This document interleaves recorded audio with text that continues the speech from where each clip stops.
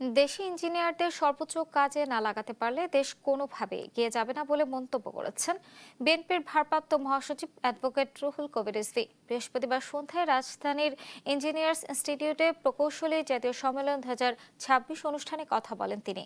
জানান, স্নাতক ও স্নাতকোত্তর ইঞ্জিনিয়ারদের মেধাভিত্তিক মর্যাদা দিয়ে শিল্প উদ্ভাবন ও অবকাঠামো উন্নয়নের কৌশল এবং ভবিষ্যৎ পরিকল্পনার সুযোগ সৃষ্টি করে দিতে হবে। এ সময় আমন্ত্রিত অতিথিরা প্রকৌশলী ও ডিপ্লোমা প্রকৌশলীদের মধ্যে বিভিন্ন বৈষম্য তুলে ধরে ইঞ্জিনিয়ারদের যথাযথ মূল্যায়নের আহ্বান জানান। স্নাতক এবং স্নাতকোত্তর তারা যারা পাশ করছেন, এদের মার্কেটটা, এদের জব মার্কেটটা ক্রমান্বয়ে সংকুচিত হচ্ছে।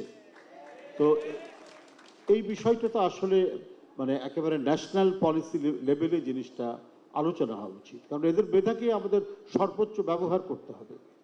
এটা যদি না করতে পারি তাহলে আমরা দেশটা এগোবে না।